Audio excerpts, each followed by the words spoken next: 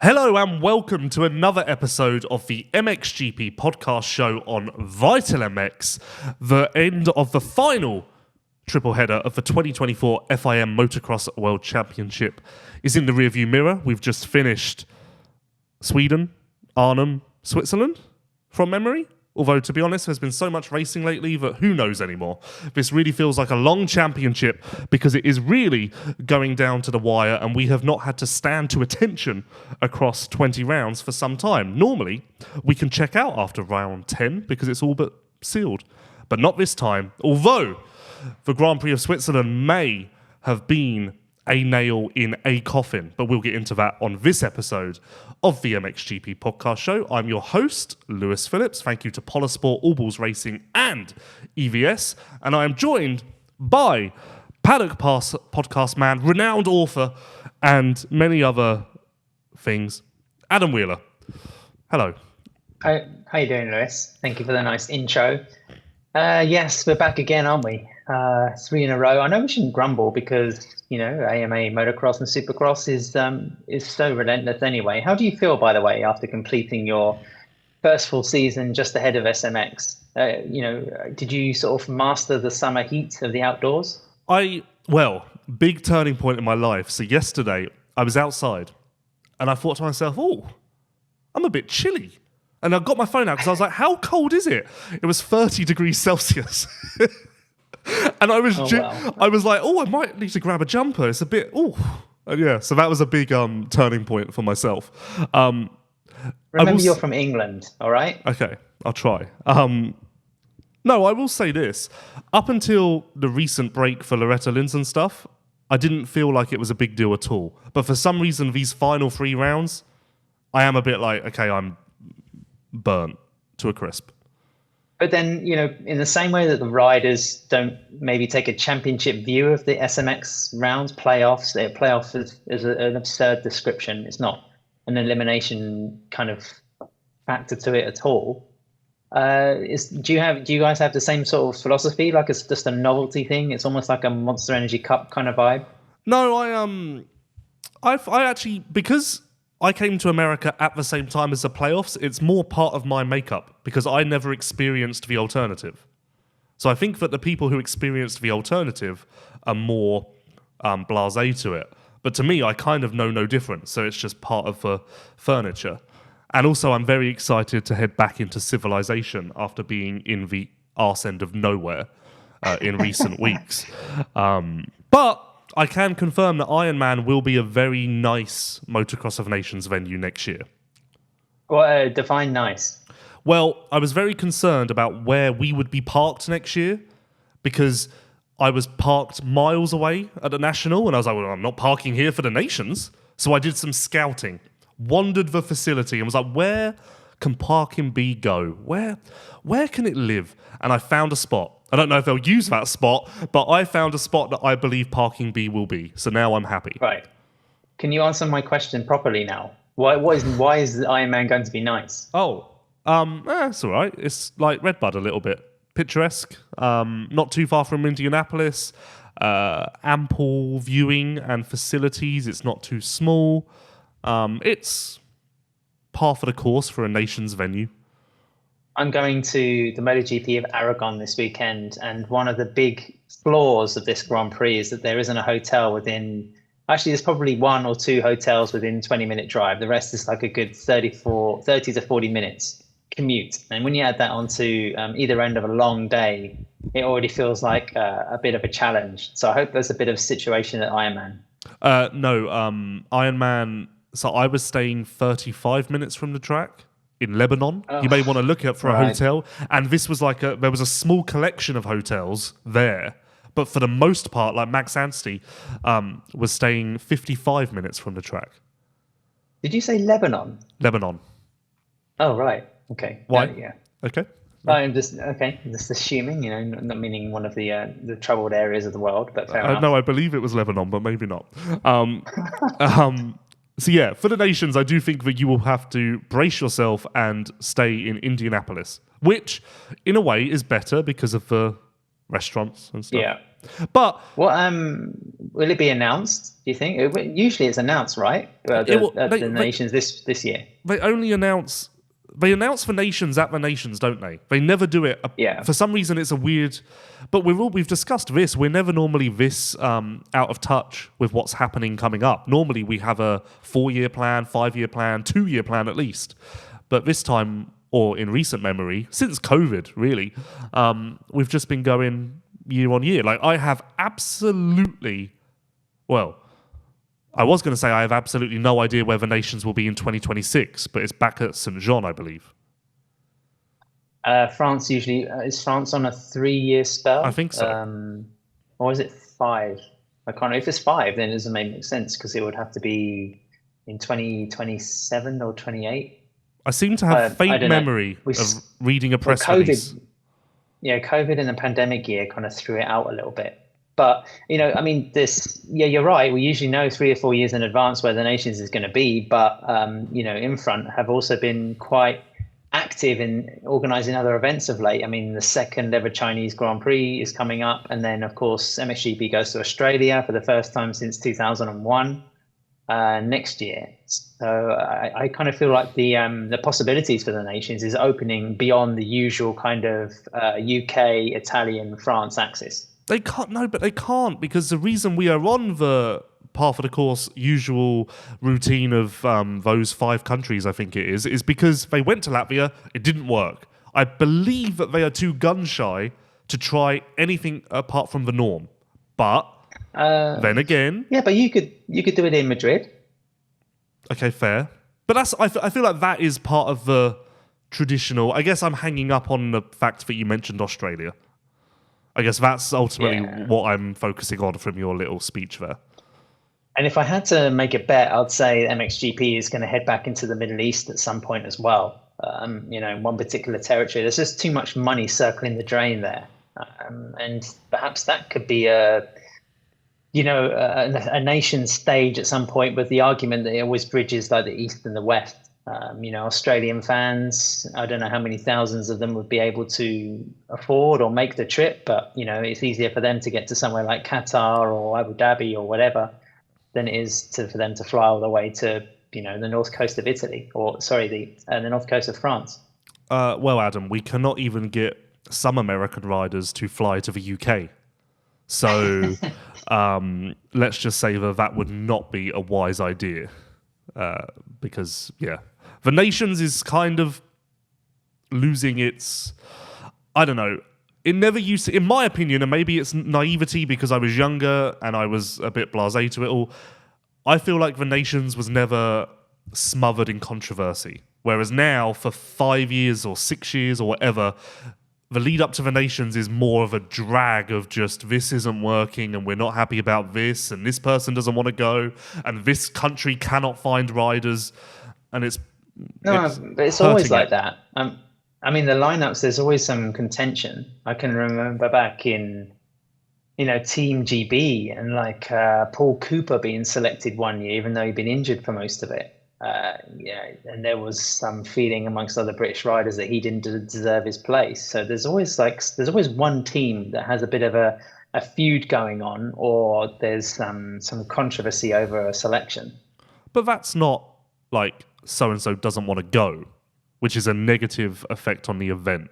Because at the end of the day, you want to believe that the Motocross of Nations is a very special affair that everyone, fans and riders alike, hold dear to their hearts. Ultimately, that's not proving to be the case for some people. But we will get into the nations because we have some stuff to discuss with that. Sorry, Switzerland. Well, first of all, I'd like to apologise because I feel like my introduction to this podcast was the worst that I've ever done. Not sure why. Head was a bit jumbled. Oh, I thought it was very professional. It got better once I introduced you, but as I just struggled to get to you. No, you're all right. Okay, well, also, I like your haircut as well for the podcast. You. I think it's a special effort. I think if you lied down, then it would be like a nice sort of speed jump at Turkey, for example, because riders would have to, it'd be like a wall jump. Well, okay, this is so off topic, but here we go, I guess. So I went for a haircut. The man, I sit down, new person. I sit down, a bit nervous, and he says, so, this was honestly his opener. did you ever get to meet the Queen? And I was like, oh no. Oh no. Oh. And then the follow-up was, but you must have been inside Buckingham Palace, right? And I was like, you sir, that's not unreasonable. Is it, that's really? not unreasonable. Okay, well. Yeah, because you can buy tickets and go around there now. Okay, I didn't know that. But my initial reaction was, you sir are not fit to hold scissors near me. Yeah, that was very concerning. Anyway, bit of housekeeping. I had a call yesterday with one Rasmus Jorgensen, familiar? Okay. Yes. He should be back on the show. Yeah, he listened to the Arnhem podcast in its entirety for one reason and one reason only, because he wanted you to deliver the message that you were meant to deliver to me on air, and was so pissed off that he sat through an hour and a half podcast and it never came. So that's all. Well, just to give some context to listeners, I sent Rasmus a message during our last show about the Dutch Grand Prix, and he kind of sent a message to wind you up, Lewis. And I did it after we'd finished recording, but not during the production. So Rasmus, if you're braving this again, and we're only, 15, 20 minutes into the show, so you can turn off now if you want, I apologize. Okay. Do you not want to tell what the little joke was?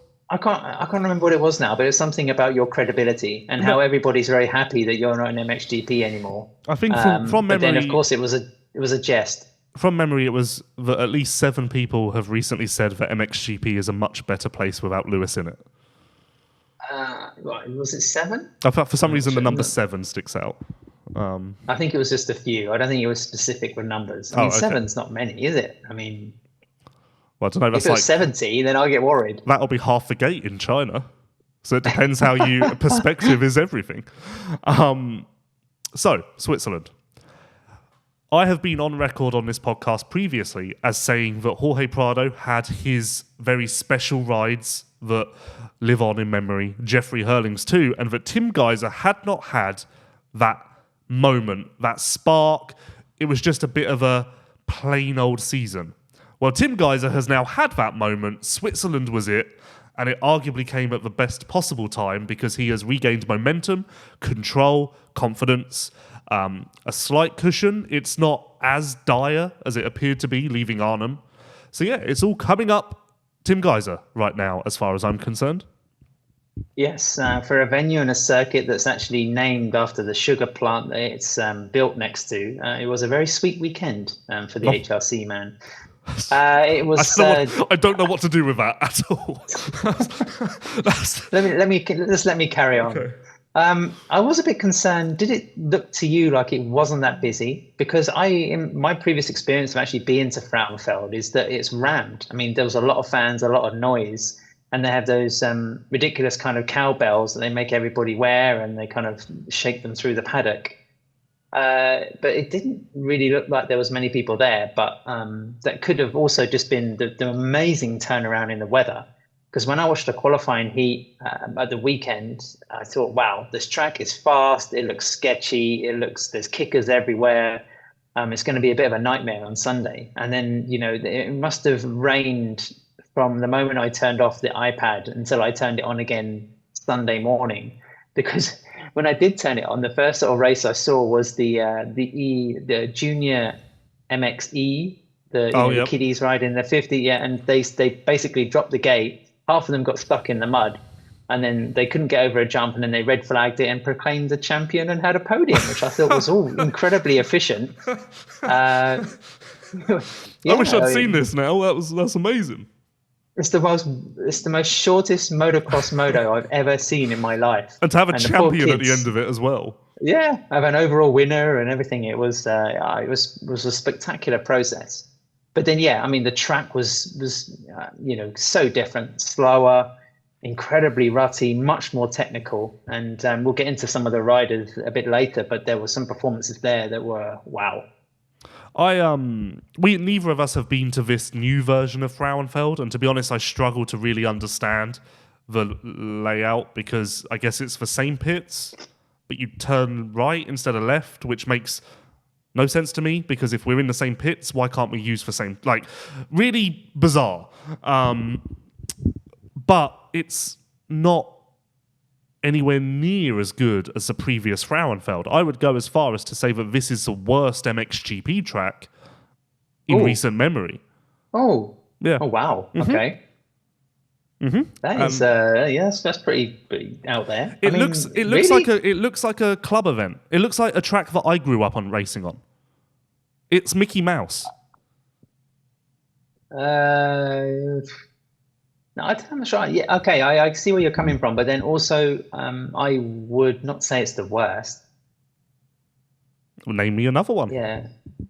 Yeah, I knew you'd ask that. I'm trying to think of another one. Well, obviously, your mind immediately goes to Indonesia and China. Another new build. Yeah. But yeah, I don't know. Well, I guess it's because it all comes down to expectation. I go to Indonesia and I expect the worst, so therefore I can never be let down. Whereas Frauenfeld, we have a very distinct comparison to the previous version, which was honestly a really, really, really good GP in every single way. The track was great. The atmosphere was great.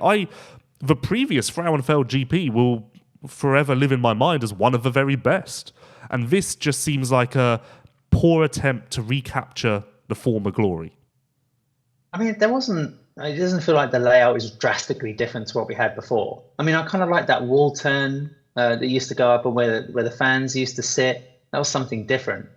But I think also maybe my criticism of this one is tempered a little bit by the fact that I know how difficult it is to make a motocross Grand Prix happen in Switzerland, because it's even more complicated in terms of permits and how you use the land, how many days you're able to transform a piece of land into a motorsport venue.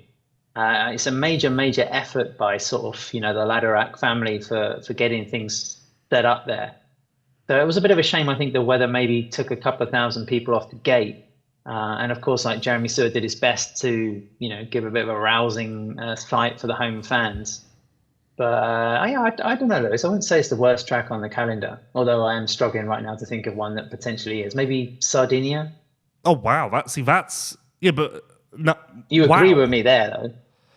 Sardinia is terrible. It's a pokey little soundtrack. Yeah, and it's terrible, but it's saved by the fact that it's sand, because I have always said, ultimately, Lommel is no better than an Indonesian track. If Lommel was hardpack, everyone would be saying it's the worst place on earth, but because it's sand, it's saved and it's lives in infamy. But I feel like ultimately, if you have a sand track, you're okay, because you can lean on that, and that can be your little get out of jail free card. Well, the racing's always going to be a little bit more flexible because you have an abundance of choice when it comes to lines and passing opportunities, and also fatigue is even more of a factor. It adds character, the sand. Whereas you can have a characterless hardpack track quite easily. I think that's the difference maker. But once again, Adam, we have tried to give Tim Gajser the credit, and here we are discussing the sand, of which there was none in Switzerland. Well, no, listen, that's 18 points now over Prado, isn't it? 18 points with 100. So there's 10 times more points left in the season. So there's 180 to win, 60 per Grand Prix, and he's 18 ahead, which is nothing. It's just one technical problem in a moto, and Prado wins, and suddenly he's got the red plate. But this was a big result at the right time, correct? Yes, 100. And I'm more firm with it than you. I think 18 points is massive, because I now think that if Tim can capitalize in Turkey, as it's now known, then he can put himself in a position where he can manage this thing. Because say he goes 1-1, which is unrealistic, but he just did it. So let's say he goes 1-1 in Turkey, Prado goes 2-2. That would take it from 18 to 24. And then if you're Gajser, you can kind of like, I don't need to win this race, etc., etc., etc. That's how I view it now. We're teetering on the edge of Gajser not being in a must-win situation, which is massive. Yeah. And how cool would it be if, say, Prado took pole position and won the next qualifying race, and Gajser DNF'd, and Prado took like a 10-point leap, and those 10 points ended up being, just emphatic towards the final outcome of the championship. I mean, the fact that Saturdays might come into play is something that I find I don't know, kind of hysterical, really. Well, Saturdays have come into play. If you do the qualifying points or remove the qualifying points No, again... not according to you, because you like to scrape the points out. No, but they've come into play in a bad way. Right, oh, okay. Because if you take them out, this championship... I didn't actually do it this week, but a fan sent me it on Twitter. And it was something like the top 3 riders would be separated by 14 points. Silly statistic. But anyway, yes. And that sounds exciting, whereas instead we're on the verge of perhaps this being over now. I mean, that's dramatic, but I do kind of feel like that. And Jeffrey Herlings, as much as it would be an amazing story, it needs a lot of help. Yes. Yeah. He needs another Sam race, really. It just hasn't. But then, more than ever at this Grand Prix, listening to the sort of post-race press conference, his starts again have become even more under scrutiny. And maybe he's also partially to blame because, of that back problem he picked up just after Sweden, I think, before his home Grand Prix, 2 weeks ago. He hasn't been able to test like an upgraded 2025 motorcycle that KTM have had ready for him.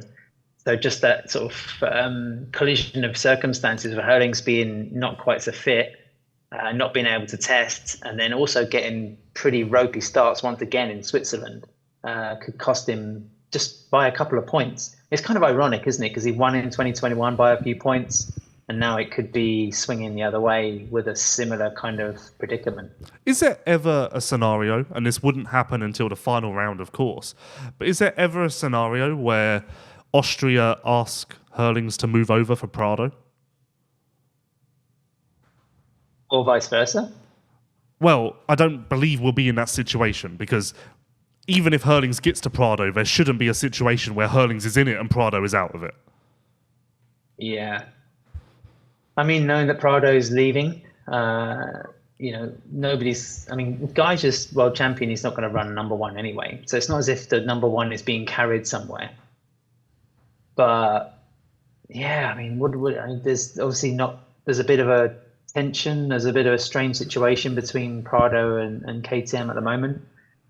And, what do they do? I mean, would Jorge also move over for Jeffrey? Or so it's a good question. Oh, thank you. Only kind I have. I think also you mentioned Herlings' post-race comments. I think it's now obvious that frustration is maybe boiling over. Like, I think he now is more... Whereas 5 rounds ago, it was like, oh, shucks, I can't believe I'm in this position. I shouldn't...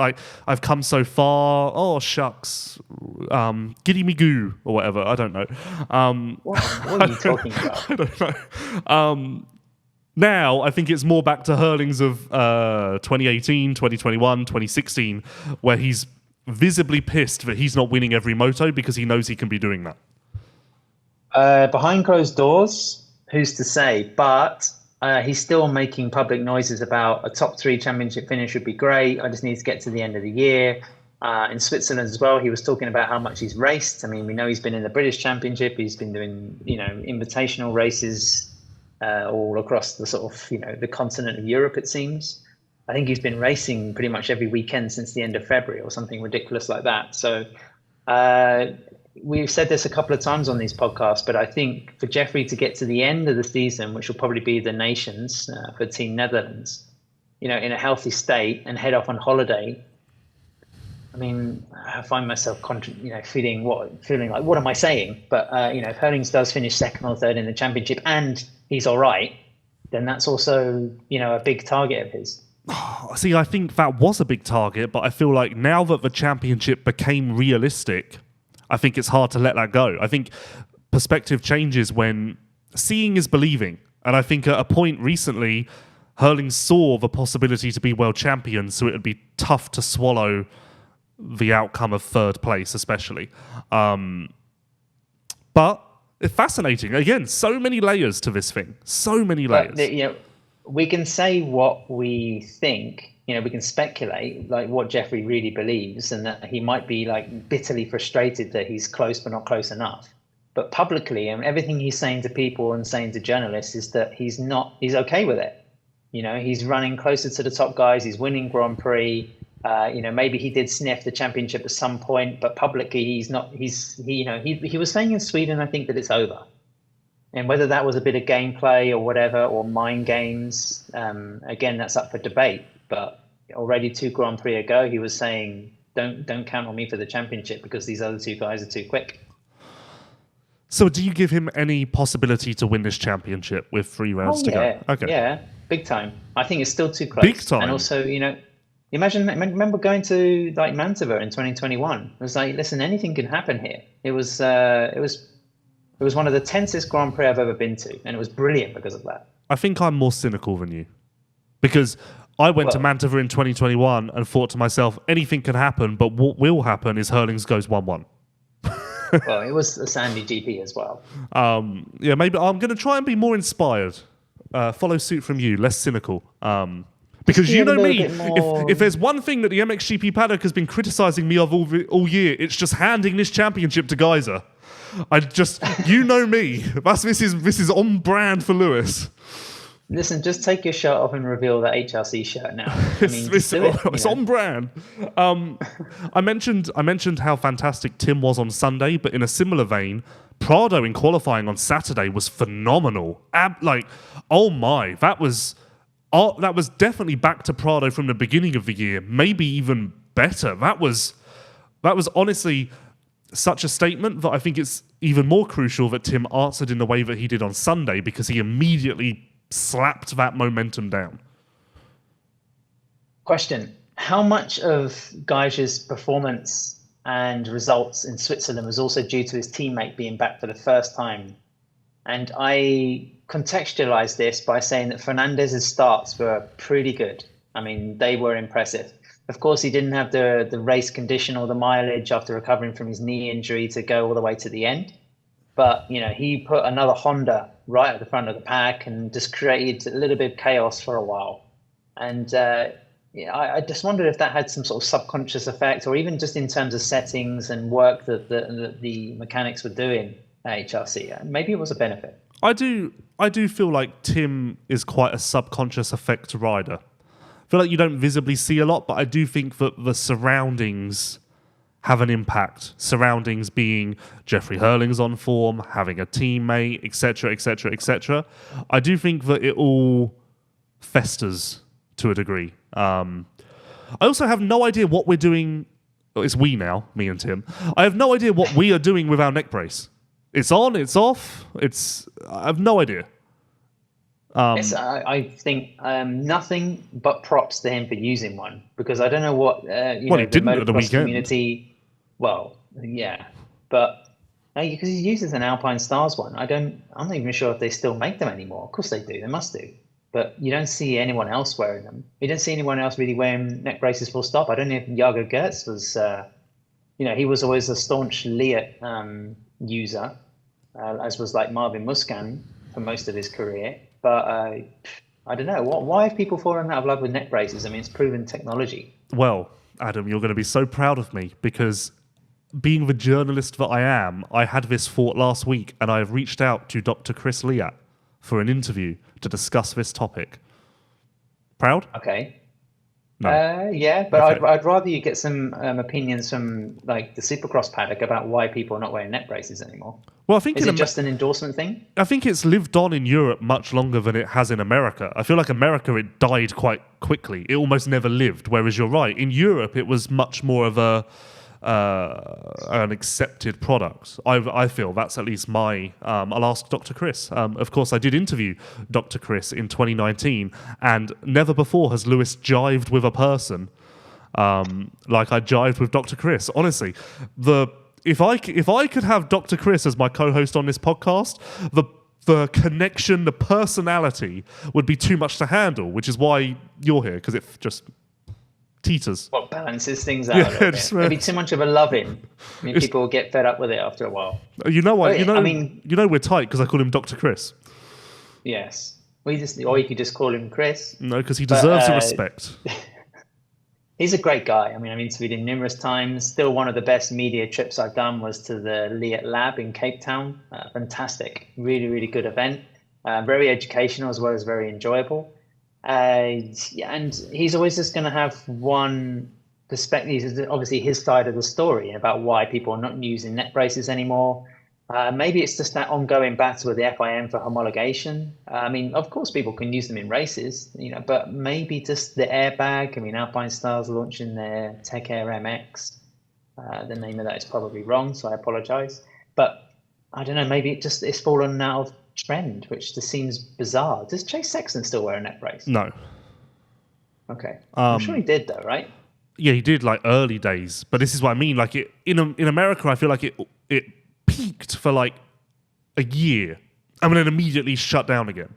Whereas Europe, Marvin obviously wore a Liat for some time. There was actually a big drama with that, if I remember correctly, but I was also told not to tell anyone that, so we'll move on. Well, I know there was, also one of the big supporters of net braces was Jeffrey Herlings. And he used a Liat net brace for many years, especially in his first years in MX2. But then I think because the Rebel KTM team was sponsored by Alpine Stars, there was a little bit of pressure for him to start using the new Alpine Star neck brace. And because he had been sort of faithful to Liat from the outset, he said, I don't really want to do that. And then therefore he just jettisoned the brace, which, just is bizarre because it's an item of protection. And people say, yeah, they break your collarbones. But they break your collarbones because they're fucking stopping the forces going into your neck and your head. Okay, that was suddenly quite passionate. Answer me this. I am baffled by the concept that Chase Sexton is struggling with his starts. Jeffrey Herlings is struggling with his starts. They are both Red Bull KTM factory racing riders. Yet, as far as I can make out, there is zero communication or comparing notes, and in my mind, it's the most logical thing ever to be like, hey, Chase is trying this new clutch pump, and hey, Jeffrey is trying this new mapping setting from a guy in Austria who's like 40 years old. Why don't we compare and Chase, you should try I don't understand that. That's weird to me. Maybe because one's a prototype and one is obviously a factory edition production bike. Maybe there's certain parts they can't share, but then also maybe they are. Maybe just like Sexton and Herlings are just two poor starters. Well, they both told me that there's no communication. Yeah, there's a weird thing going on, isn't there, between KTM North America and Europe at the moment, it seems. I have a good little insight on that I'll tell you after the podcast, which, again, I do that every week. Yeah, I do that every week. But, no, I think there will be steps taken in the near future to revive a connection between Europe and America. Because, there is very much not a connection, almost considering they share the name, two very different teams, which you would think that the greatest benefit of being KTM is you've got all of this resource and knowledge to pull upon, but instead, for whatever reason, that seems to be a bit broken at the moment. But it seems like they're aware. Maybe it's, pure speculation here, of course, but perhaps something to do with the WP breakaway that North America wanted to do for Sexton in Supercross could have had some sort of impact in, the working processes between the continents. Who knows? Yeah, I think that was definitely, if that may have been the final straw or the straw that broke the camel's back, or however you want to phrase it. Just to make sure that we give him apt credit, we talked about Herling's title chances, we talked about Gajser's. Prado is very much still in this, but he really needs to take points off of Gajser in Turkey. That's my stance. Yes, and in Turkey as well. I'm just following the rules of the government. If you are not a man of fact, fact is my currency. That's what I deal in. Jeremy Seewer stepped up for the home fans in what was his 200th GP in a row. And all weekend, I just had this horrid feeling that he would crash in practice and not start his 200th GP after all of the fanfare. So thank God he made it through, because... Is that down to you that, the 200th was recognised and therefore celebrated before the GP? Are you taking credit for that one? Yes, but also further beyond that, Adam, thank you for raising this also. I appreciate that. When I first stumbled onto it, which was like 120, no one had ever mentioned it ever. And then suddenly I made a point that, oh, Jeremy, did you know you've done 126? It was Volkensward in 2020. Did you know you've done 126 GPs in a row or whatever? And then suddenly, peppers everywhere, all over, I just start hearing this fact. And I'm like, But there's never any respect in this industry. Like, if you find something out, people just take it. There's never a, like, per Lewis or per Adam or per Bob. Why did you rush to him with 126? I mean, something like 150 would have been good. When I first figured it out, my amazement was that, did you know you've never missed a GP? Yeah. And then it was like, what number is that? And then it went from there. My favourite memory is that Agueda 2022, maybe? Yeah, it would have been 2022. That was his 150th GP in a row. And he had knocked himself out in Argentina the week prior. And on Friday, we were debating, or he came to me and was like, I want to hit 150. What session do I need to start in order to do that? Because obviously there's no rule. So I had to tell him that I personally count it as starting Moto 1. And he was like, but what if I start the qualifying race and then pull out? And then it was a whole debate. No, it was a whole debate over like how he could technically hit 150 but not race for GP. Yeah, you have to start the race. Yeah, Moto 1, right? Though? So Moto 1, yeah. But is that different now because qualifying does points? No. Okay. No, so that's bollocks. Okay. I mean, we know the points are just a lever anyway. It is insane. The man needs a vacation. 200, like, he's not missed a GP since 2014, round 1. No, I disagree. Every race and season that goes by, that adds a little bit more value to his contract. No, but because... And you telling me that someone at Ducati would have been like, yeah, we've got to hire the guy that's never missed a Grand Prix. This sport is shit because we don't...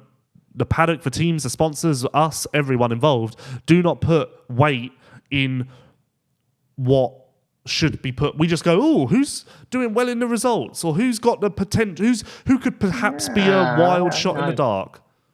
No, I disagree. I think there is a value to it. Okay. And also, like, you know, Seewer on his day can fight for a Grand Prix win and get on the box.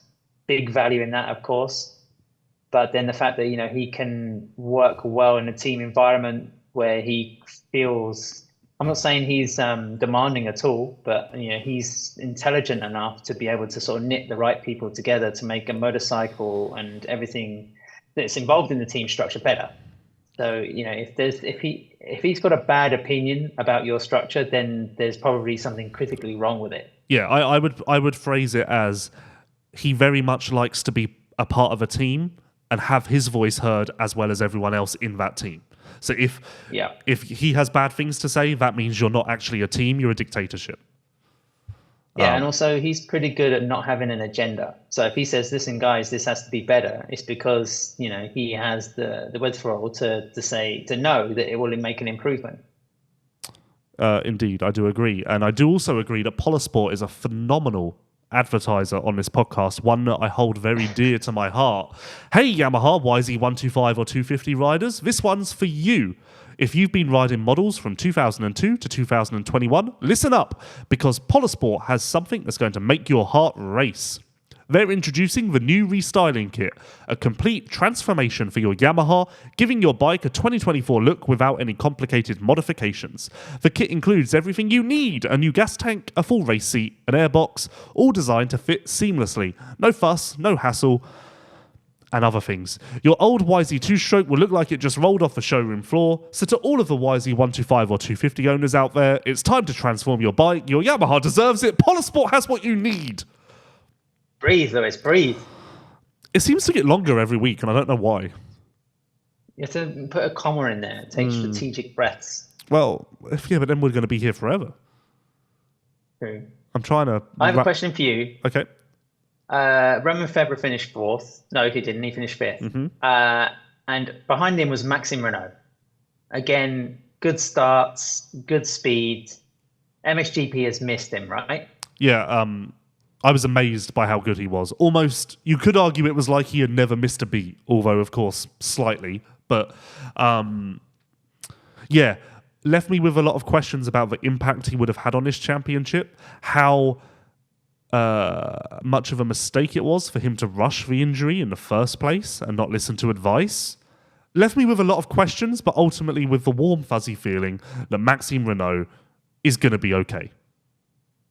Yes, I know you're not on the train. You know, you're not on the Renault, but it's you've got to give him some credit. I think first race back. I think I just did that, didn't I?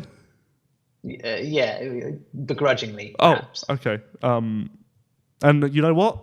That showing gives me a lot of confidence about Team France at the Nations, because I felt like he was a massive black mark on that squad, but ultimately he should be okay by then.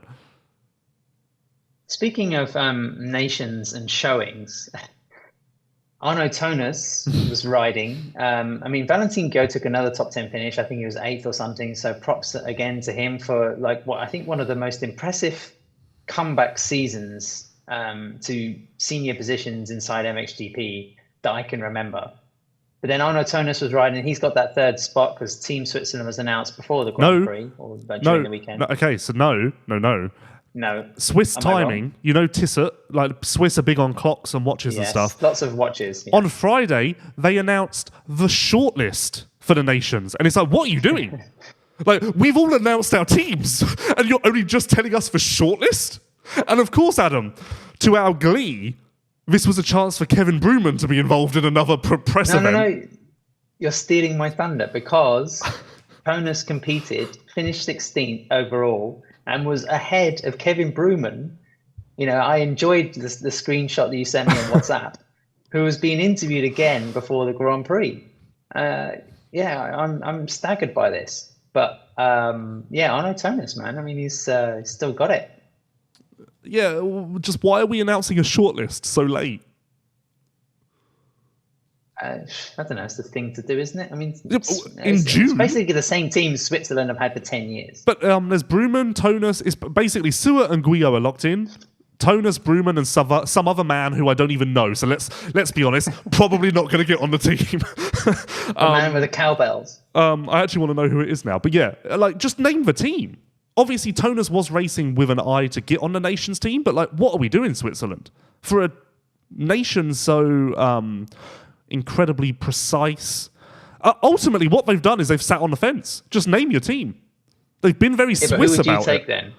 Would you take Tonis, or honestly, would you take MXGP's #1 interviewed rider? Well, you can guarantee press coverage, which is nice. Honestly, ultimately, I say I've got Seewer, I got Guyot. Just put someone else on a bike. Like Guyot, Bruman, Tonis, just sort it out amongst yourselves, because ultimately I don't really care, and neither of you are going to do much to help us. So just don't distract me and Seewer and Guyot, who are going to try and do some good work. This thing about the nations as well, you're just rubbishing Team Switzerland. We're going to have to answer questions about Team Great Britain for, a good couple of weeks before this race actually happens. And the thought of that just, really depresses me. So can we just forget? Oh, go on. Who is it? Nico Groitman. Okay. Obviously. Honestly, Switzerland, they have sent out probably a 700-word press release about their shortlist. What are you doing? Yeah. Just tell us. It's the end of August. Is this the shortlist for Ironman next year? Because that would be more appropriate. Honestly, because I did the same as you. Hedging your bets. I did the same as you. Saw the announcement and went, oh, Seewer's there, Tonis is there, lovely. And then I read something and was like, what? I'm pretty sure, to make this better, I'm pretty sure Friday, the day they announced the shortlist, was the day of the deadline for all teams to be submitted. There you go. So what? Well, no, they've submitted a shortlist. Or maybe it's this Friday. Change things up until the 11th hour. Because Team GB will be decided by Friday. We're not talking about Team GB. We just said that. Well, no. Like a phoenix rising from the ashes. Tommy said he wasn't going to do it. I now think Tommy's in. And Max... Isn't Tommy said on his podcast, that's it, what he does with Ed Warren and Billy Bolt, that he would be up for it? Yeah, I think, yes. But 2 months ago, he said he wasn't. But now I think he's in. On a 450. Okay. If Max is teetering, the potential is there, because the money has been found. And did I tell you who's paying the money? No. Okay, I don't know if I should tell you who's paying the money, but it's a surprise. And if it's a surprise, what are you talking about? Are you talking about Team GP? Are you talking about Max Ants be able to fly back to the UK? No. So ultimately, to begin with, it costs too much money for Team GB to pay for Star to send Max's equipment. Right. Okay, so we're talking about Anstey. Yes. Okay, And originally it was basically, this is impossible. And then now someone has come forward with the money. And the hot rumor is that it is someone who would really surprise you. And it's not me, just to be clear, because that would also be a surprise. I don't know if I should say it, because if I say it and it's incorrect, it will open a massive can of worms. But my point is, ultimately, it looked like it was going to be an absolutely awful team, but now it could end up being Tommy, Max, and Conrad, which is fine. Yeah. Okay, I'm prepared to talk about that and, acknowledge Team GP with that kind of team. Not to, be slanderous or, dismissive of the likes of Josh Gilbert, who's been, just foraging away in MXGP all season and trying his best. Good start as well at the weekend. Props to him for that. But yeah, it's not exactly the heady days of Anstey getting ready to go 1-1, is it? Well, you never say never. Well, I mean, if he's riding a star bike, it's going to be a 250, right? Yeah. Okay. But, so who would he face in the 250 class? Because that could also be a class win, potentially. Well, not Deegan. If he just drums up not Deegan, yeah. Hymus, DeWolf, Koonen. No, not Koonen. Sasha Koonen.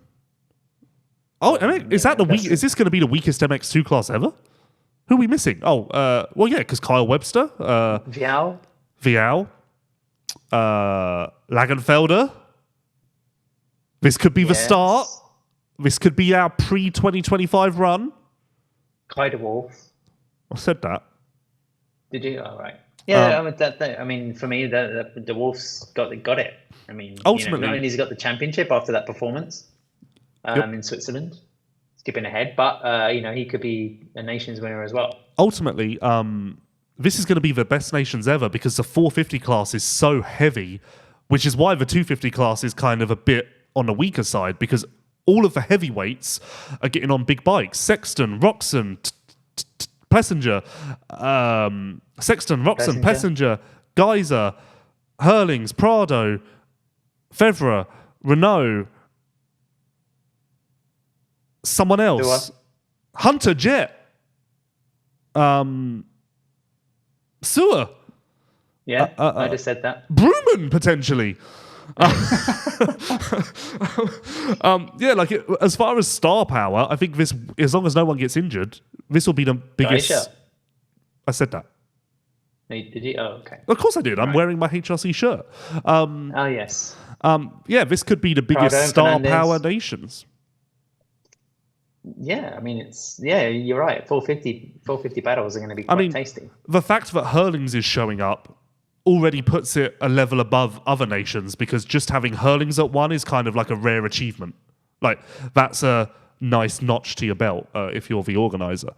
Has the Dutch team been announced then as well? Yeah. I might have missed that. No, we talked about it last week. Herlings, DeWolf, Vlaanderen. So no Koldenhoff. No, but this was This was pre-Arnhem, so pre-Vlaanderen knee injury. But I think that Vlaanderen's knee will be okay. So, but Koldenhoff could be drafted it. Yeah. Let's move on. Actually, quick note: Ferrato did really well. Bonacorsi got 10th, and let me talk to you about this. Bonacorsi is really making waves in silly season a little bit. A lot of people interested in him. Fuck it, it's just he's young. Bullshit. Oh, come on. No, but like, well, okay, that was harsh, and that was for dramatic effect. I apologise. But my point is, don't apologise, but just get your point out. I feel like everyone's holding him up as a potential, let's see what this could be. And I feel like more and more we're ignoring the facts of previous results and just kind of taking a swing in the dark and hoping that this 250 rider, ultimately it all started with Fevre. And I feel like we're still paying the price for that. But then you're not ignoring previous results if you remember to the Motocross of Nations last year? Fair. Okay, fair. Well done, fair. But... And also, he's been stuck on... I mean, would you equate him to sort of Ben Watson's year with Yamaha? That kind of strange, you were really great in MX2. We're going to, pump you up into MXGP straight away on a 450. Do you think people are buzzing about him because they think big kid, young kid, strong, could go well on a bigger bike? No, because to your point, Ben's year on Yamaha was far superior to what Bonacorsi has done since stepping onto a 450 this year. Okay. But people forget that because facts get lost, like I always show people. And now we're on a Ben Watson discussion, but fuck it. Here we go. Round 5 of 2021, round 4, sorry. We all remember how great 2021 was, how deep it was. 450 results. First, Gajser. Second, Caroli. Third, Fevre. Fourth, Prado. Fifth, Watson. Sixth, Seewer. Seventh, Bogers. Eighth, Flandrin. Ninth, Herlings. Like, that is why I'm beating this bloody drum about Ben Watson, because he's in the group, this superior, amazing group, and everyone just can't look at the facts. We're all operating. Facts are my currency. That's going to be my new... I'm pretty sure I've stolen that from somewhere. Facts are my currency, and I can't deal with people who are dealing in hypotheticals. Let's deal with facts. Maybe it was like a Trump opponent. But yes, yeah, you're right there, Lewis. And give Ben a chance. Don't give Peace a chance, give Ben a chance. Just don't give who a chance? Peace. Give Peace a chance. I don't know what that means. John Lennon. Honestly, no, I don't know what that means. I'm even more confused now. Honestly, if you're a team, if you were standing construct, for instance, the promotion you're going to get in addition to this top 5 potential rider, it's the positives are just endless. Yeah, and experience in developing the motorcycle as well. Yeah, level-headed. I understand the reasons going to standing, because we've praised them almost on every podcast, it seems. But would you really want to sort of flog a non-HRC Honda? I think that Ben Watson could turn that into a top 5 consistent machine and outperform what Alberto Ferrato has done. Okay, well, you speak like a true manager. No, just passionate. I'm not even involved. Me and Ben haven't spoken in years. He's one of the riders who, as soon as I left the GP paddock and had no use for him, he just threw me to the side. Like Woody Tim when he Mathis, put on the shelf. We love your team, and you got 2 big goldfish bowls. You invest in it. You clearly love the sport. Do what's right. You can see an opportunity when it's around. And it could be a big kind of left field turn move that works out for you. I'll go a step further. He may not be listening, but I'll go a step further. Tim Mathis, you sign Ben Watson, I'll do your press releases and team social media for free. Oh, wow. There's too much freedom going on here. Well, no, that's how passionate I am. That's how much I believe. Because I know that if it's all just ridiculous. But I know somebody please go on. What did you say? Somebody. I want to say, somebody please edit out that section of the podcast and send it to Tim and say that, he has to do a press release every week of the year, even just to let us know how the grass is going outside the standing construct we workshop. May be doing monthly race reports instead of weekly race reports. But my point with this is, so the Watson wagon has been, we're heading up to our 10-year anniversary of the Watson wagon at some point. So it's etched in history. I know that I can be proven right. So I just need someone to give Ben a chance in a good environment so that I can be proven right. And then I can finally be proven right. Ultimately. Okay. And you're there with me side by side. Yeah. I agree, Lewis. I agree. But my other question is, has Lucas Kuhnen now lost the MX2 World Championship? Yes. All right. No, but I've been on that train for some time because I've been the guy in recent weeks saying it's over anyway. You're the one who's been clinging on for dear life to this battle. No, I mean, I want Kai to win, and I think he's done enough already to win the championship because he's had that was 7 Grand Prix wins, right, at the weekend. Almost like a 50% ratio. I think that's pretty good going. I mean, that's championship credentials easily. Announce your move to the 450, Kai. Go on, get it done. And strange crash on Saturday, and he said he was dealing with a lot of pain. Wasn't specific, of course, because in motocross generally we don't like to be specific about stuff. And just an amazing performance. And then to continue the theme of not giving out any details at all, Lucas Kuhnen apparently had some sort of issue to finish 7th overall, but nobody really knows what it is. Perhaps it's a consequence of not being at the races and asking somebody squarely in the face, Lewis. Well, I did spend an hour on the phone to Rasmus yesterday, so maybe I should have clarified. some stuff. So what happened with Lucas then? We didn't really talk about that. What? We more just chatted. You could have said what happened to your. No, I didn't think. Is this one of those things where you know but you can't say? No, I didn't. No, I didn't. Just didn't cross my mind to ask. Oh, you just holding yourself up to be some, peer of journalism a minute ago, and then you speak to the team manager and you can't find out this pivotal story that might have decided the MX2 World Championship. I'm too busy chasing my Dr. Chris Liat exclusive. Okay. Well, after your, revealing Fly documentation of how they've impacted the industry, I can see you're moving on to another brand now, and I look forward to reading it. Did you actually read my Fly story? No. The first couple of lines, but I have an excuse. Just say no, that's better. Just say it would have been less harmful if you just said no, I didn't get a chance. Okay.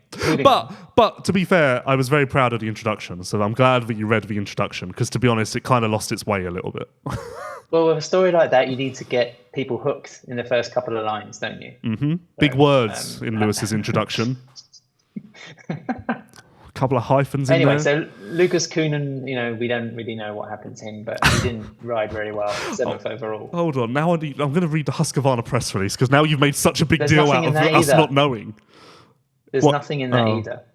He had a problem. Well, I miss the days of the Husqvarna press releases being informative and well written and a pillar of journalism, as you said. I miss those days.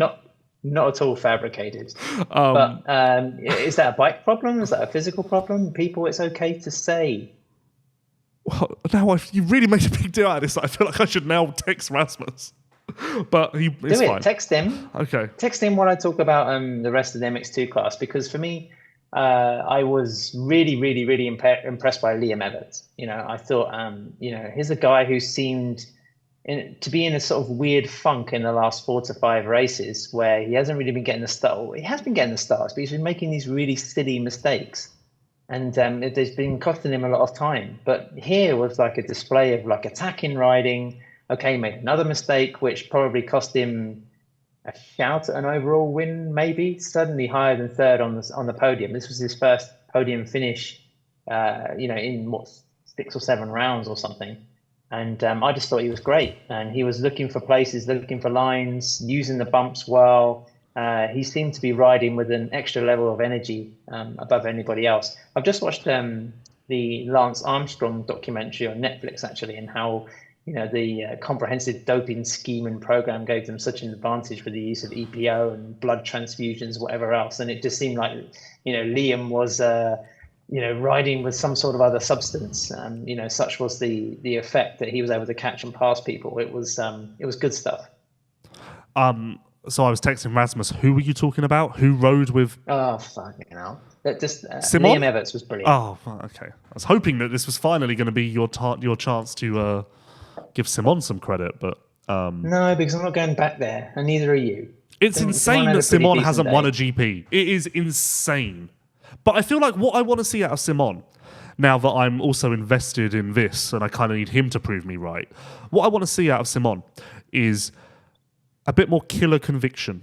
I feel like it's too nicey nice, but not even in his riding, more in his podium comments, the way he interacts with the team. I'd like to see a bit more like aggression, but again, not in the riding, in the approach to racing. Anyway. Yeah. For a man who almost has the word lager in his surname, it's just been a bit of a tipsy year, and he's not really been leaning one way towards, disaster or like solid consistency. What is with you today? You've had this sweet weekend at a sugar factory and like... Right, it's just writing a book. I think I'm just trying to, it's all rubbing off. Well, I'm working on Dr. Chris, so... Right. Okay, let me do this. So... recently, I've been asking for questions for this podcast because I come into it presuming we may not have much to say, and then ultimately... Have you finished MX2, by the way? No, kind of not. But ultimately, I ask for questions because I get worried we're going to have nothing to say, and then ultimately, what happens time and time again is we have a lot to say, just not much of it useful. Which brings me to this question, as I just almost wrapped up MX2. Stevens3_ asks, stop hating on MX2. We want the GPs to grow. So are we a problem? By hating on MX2, we're stunting the growth of MXGP. Excuse me, sir, but I direct you to the EMX 250 class, where you have some fantastic riders, full gates, and a lot of potential coming through. MX2 just seems to be almost like a bit of a stopgap. And as we said many times before, it's a little bit of an issue. Would that be the EMX 250 class that I have constantly petitioned to be cancelled on this podcast? You want to direct? Yeah, we'd like to direct attention to the EMX 250 class while we still can, because if we have our way, it will be gone soon. No, that's just it. The EMX 250 class is in rude health, and it has to be somehow transferred into MX2 quicker, because at the moment MX2 is providing some fantastic entertainment, and it has, sort of, but then it's just MX2 is not quite doing what it's designed to do. That's our issue. So yeah, apologies for not getting to your questions again this week. I felt like we would have time, but we haven't. But just go on, there must be a couple more. Okay, before we do that, let me tell you about All Balls Racing. The All Balls Racing Group is a combination of the finest aftermarket power sports brands from across the US and Europe. Combining OEM-level engineering and design capabilities with a world-class supply chain makes us the largest global supplier of critical aftermarket hard parts for the power sports industry. You can trust the All Balls... You can trust the All Balls Racing Group to provide the exact fitment and best quality in the industry at a price that fits your budget. Pause. We have everything to keep you running. Thank you to All Balls Racing for their support of this podcast. And to your point, yes, we actually get an astounding number of questions for this podcast every week. So let me just... Were you covering GPs in 2000? No, my first full year was 2001. Okay, we won't do that then. Why? What was the question anyway? Who was the fastest rider at the Talavera GP in 2000 but didn't win? Probably Jamie Dobb. Chad Reed? Was that year? I don't know. Actually, Dobb might have won in 2000. But didn't Gordon Crockard win for the first time in Talavera in 250s? Adam, I was 4 years old. What do you want from me? I was watching Toy Story. What can you tell us about the MXGP calendar? Asks a man with a collection of letters in his name. Very little vowels. ALXYNGVE. Try to make use of that on Countdown. It's an enigma wrapped in a riddle. Chemco Sports PR Management asked, where will Ben Watson ride in 2025? We don't know yet, but we're building some sort of trail. Stephen, that's a cheeky question. There's another question here. Do you miss not having Ben at the races? Yes, greatly. What did you think about the track? We've covered that, the worst one ever in history. There was a question that I wanted to get to, but I can't find it now because there's so many. Okay, let's do this quickly. Nismo Ju, do you think it was the right decision for Horgmo to re-sign with the same team? Obviously, hinting at his upward trajectory and maybe staying in the same place will stunt that growth and maybe cause him to plateau? Usually when riders stay with the same team, it's because they might not have another option to, jump into maybe a better team or a factory setup. Maybe there's some truth to that, but then also I think Horgmo's in a good position. He's clearly not in a rush to keep improving. I think it's a pretty solid, if unspectacular move. But yeah, I mean, good on him. I think he's had a pretty decent sort of MXGP year. Brad Myers, 22, said, do you think Herlings will extend his contract after next year and how long for? So yes, previously Herlings was very vocal that he will retire at the end of 2025. That's not going to happen. As long as he doesn't have a serious injury or something that basically makes him hate the sport. I hear that he's already started talking about a 2026 contract. I personally think that he will end up extending for 2 years, but as far as I know, there is some rumbling about 2026 at least. Let's see here. Is Seewer going to Ducati next year? I don't know. Ask the man who wrote the fake press release.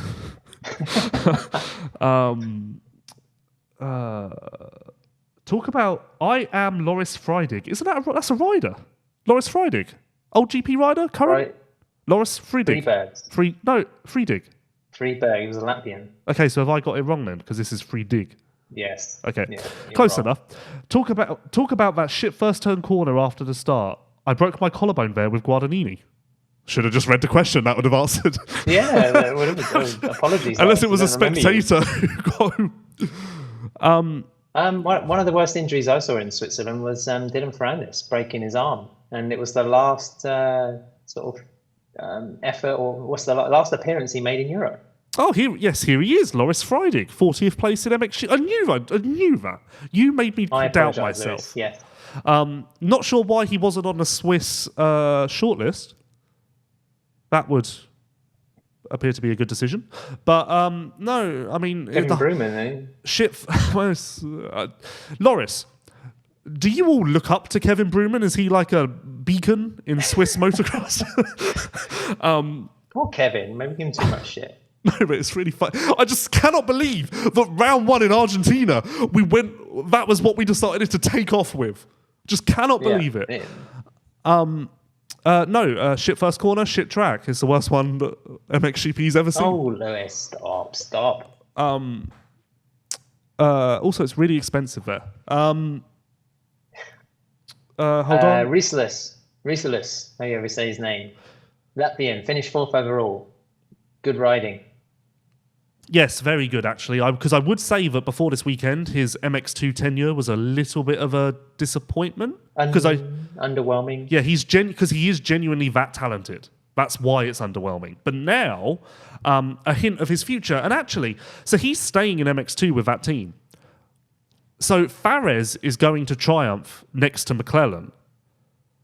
I think Benistant might end up staying at Yamaha after all. No, I can't see it happening. I don't think he'll be in the same team if he does. And Benistan, by the way, looking quick and in decent form as well, coming back. Took P3, I think, in the first moto. Harrop as well was up in sort of the top 5 positions overall. But then we know he's obliged to move out of MX2 next year to the age rule. Has he been announced yet or not? Who? He hasn't been announced. Harrop. No, he's not got a deal. Yeah. I thought he was second man at Kawasaki. No, I told you who the second man at Cowie is. Yeah. Okay. Well, it hasn't been announced. I mean, after I sort of was a bit cheeky announcing February before Kawasaki did after Lommel, I guess they're not going to tell me anything now about the second rider. No, and that's why I'm not telling you who the second rider is either, because I'm trying to protect the integrity of the MXGP paddock. Let's just do these 2 more quick questions. Maybe Matthew 1000 asks, is Prado to the US 100% a go? Yes. No, it's not 100% a go. It is 2000% a go. Prado is getting on a flight, I believe, for Thursday after Matterley MXON. He will be on a Kawasaki in Fox gear. The goggle is a bit up in the air because some people say he's Fox goggles, some people say Oakley, but ultimately he will be completely different head to toe, head to wheel. So that's exciting. We look forward to welcoming. And one of Red Bull's most staunch motocross athletes is switching to Monster. And building up to a potential rant that I'm going to have. If KTM don't do a solid farewell for Prado, and if Kawasaki and Monster don't do a good job of announcing Prado, I'm going to lose my mind. Because this is a PR dream, is it not, Adam Wheeler? Yes, because this is a chance for Kawasaki and Monster to exploit both sides, but an international scope. But then, has anyone who's ever signed Ken Roxon done anything about that? Because, he's a big deal in Germany at least, and certainly the rest of the world. But nobody's really made a big deal of, promoting Kenny. Well, so I don't know. Well, that was different though, because he went to the USA with the same team, so it was more just a transfer. This is a momentous change of situation, and ultimately it's a blank canvas. So if I was a Monster or Kawasaki marketing man, and let's be honest, Kawasaki have floundered in obscurity a little bit in the sport in the last decade, and Monster, let's be honest, are massively up against it to stop Red Bull just wiping the floor with them across the world. I would be like, this would take up so much of my team's time, because I would be like, we've got to capitalize on this and make this something that people will remember. Yeah, I don't think you can rely on Kawasaki to be that progressive. But Monster, dream up a concept. Promote this guy because he's could be a double world champion by the time he's appearing in different colours, and could also be something quite significant in AMA Supercross. Yep, it's like honestly, it's just please, for the love of God, like imagine if this switch was happening in F1 or MotoGP, maybe, I don't know. Like it would at least be handled with the respect it deserves, rather than, oh, is it time for us to send the email out about Prado? Yeah, I think it is. Okay, let me just quick. Beep. I sent the email. Brilliant, great work. No. Sounds like a rant brewing. But then you can't rant about something before it's happened. No, but this is a warning. Consider this a warning shot that should be heard across Japan. Do we need to tell people about EVS? Yes, I'm just going to do that, and then I'm going to let you go, Adam, because I know I've kept you for too long.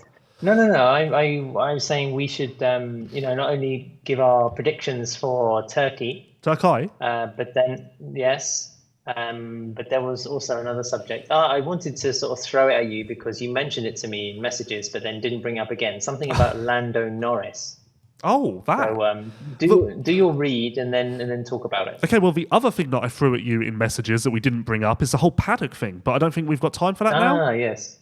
Just we can touch on it quickly. Okay. EVS. Experience the pinnacle of knee protection and injury prevention with the new EVS Web Eclipse knee brace. For over 39 years, EVS has relentlessly honed their engineering expertise, consistently delivering award-winning knee protection.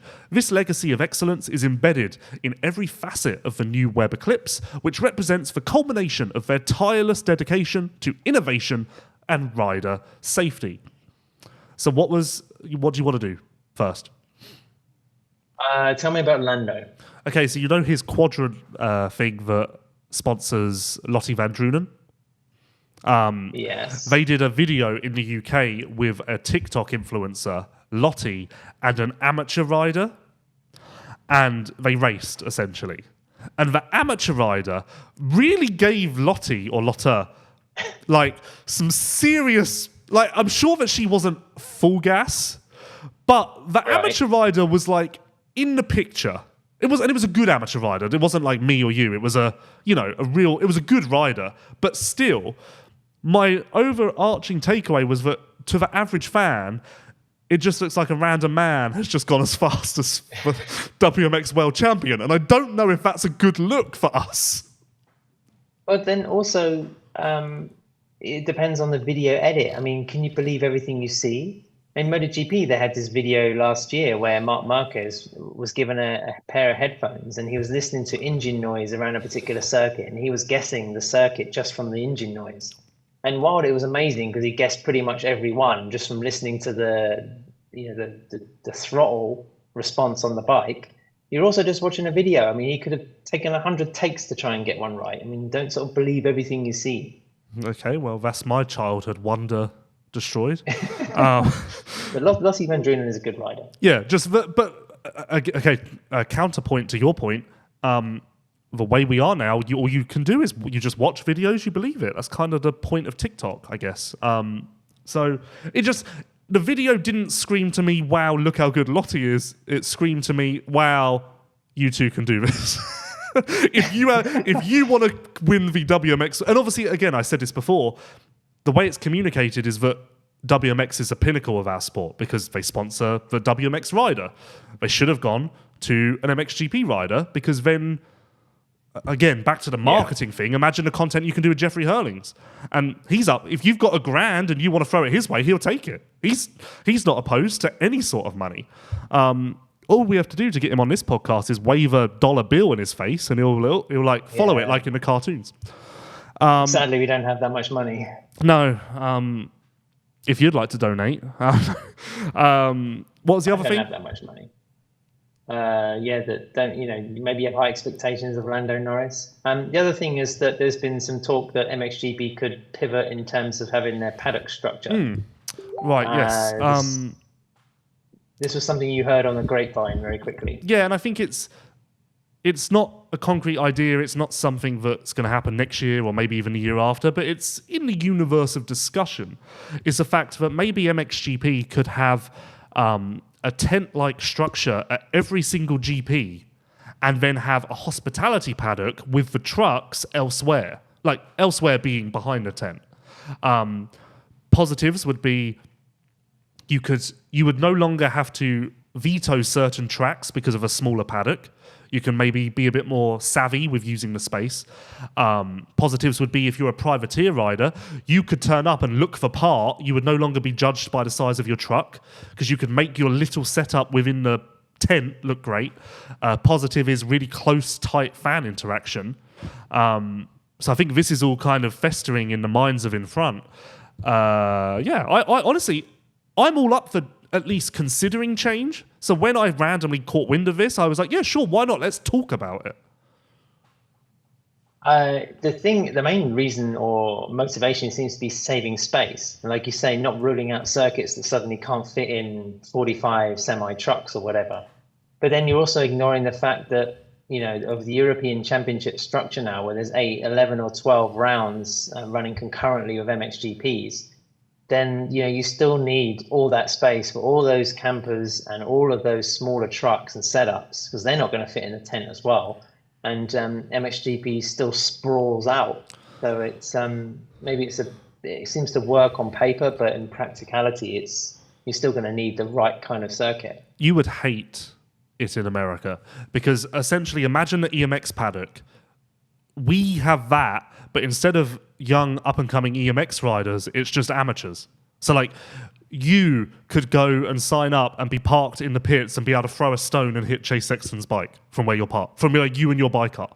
And I'm a big professionalism of the sport guy. Like, I really want us to, even if we're not there, let's act like we are.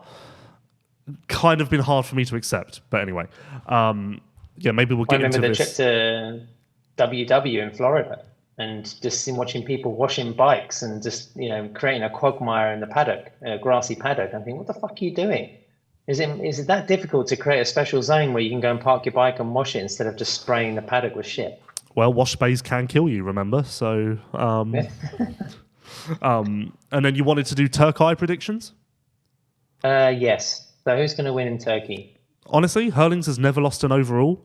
He said somewhere that he thinks that the altitude in Turkey and China will help his starts. I presume that builds on what he told me in Majora, that his 450 is basically a 250 because he can't ride an aggressive bike like Prado does. So I'm guessing he's blaming his starts on his engine package, and it needs a little more oomph for the start. So I'm guessing he thinks that the altitude will level the playing field.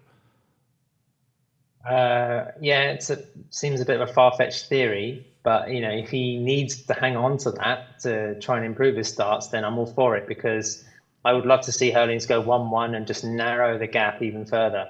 It would be very cool to get to that final round in Spain, even though I've had like 1 or 2 messages, I think, on social media, people saying it's an absolute nightmare to try and get accommodation and go to that Grand Prix. But yeah, if we have a Mantova-style situation, then that would be the dreamy scenario. And for that to happen, we can't have Tim going 1-1 again. No, and it's certainly possible for Tim to go 1-2, 2-1, or some sort of variation of that, which would, in my opinion, be equally dire for Prado and especially Herlings. Herlings is really in a must-win, and that may not be enough.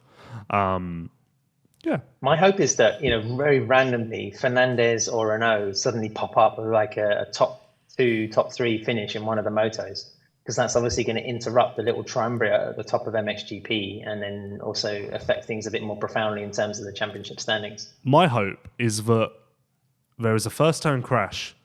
Gajser and Prado are in it. Gajser's clutch lever is broken off, so he has to withdraw.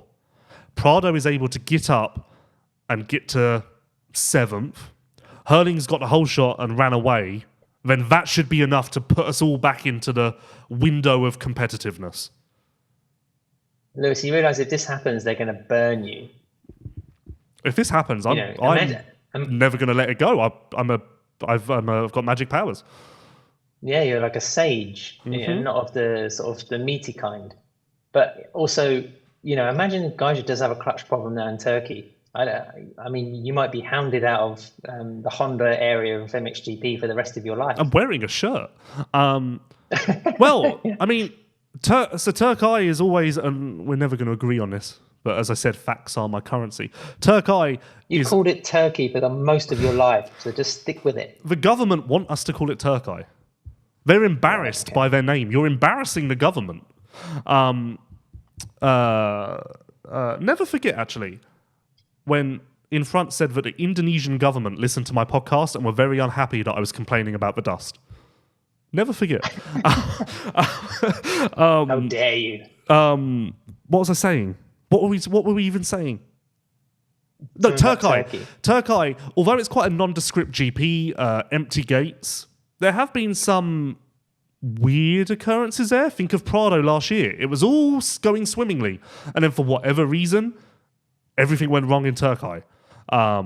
Think of Jonas and Prado there. Think of Gertz and Vial there to a lesser extent.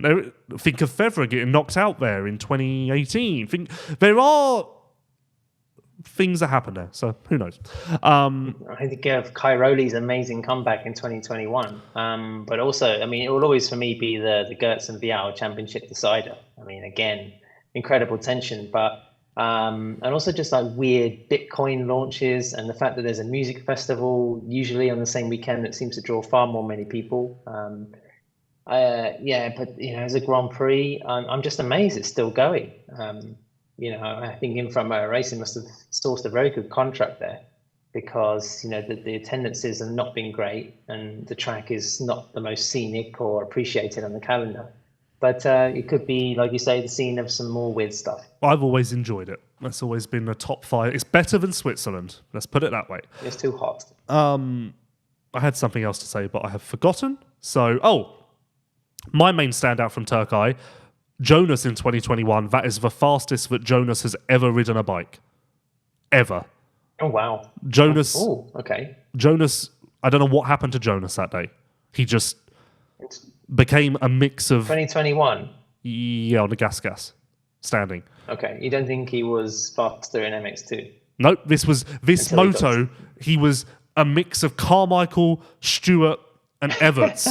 It was like the ghosts of champions past just randomly entered his body and then left for some reason because I believe that was the same year he went over the berm and landed on concrete. So that wasn't the highlight, but prior to that. Incredible. Yeah. Final thoughts? Done? Happy? Good? Yes, I'm working again MotoGP this weekend. It's going to be 2 weeks before we do another podcast. Almost done, Adam. Almost done. Hang in there. Thank you to Polosport, All Balls Racing, and EVS Sports for their continued support of the MXGP Podcast Show. As I said, just 3 rounds to go of the 2024 FIM Motocross World Championship. But of course, we will be across the Motocross of Nations in a variety of ways, as this is a podcast that connects the world. So who better to discuss Kevin Bruman, Chase Sexton, and everyone in between? Thank you, everyone, for listening. We will see you in 2 weeks to discuss Turkey or Turkey, depending on your preference. And thank you for your support. We will see you then.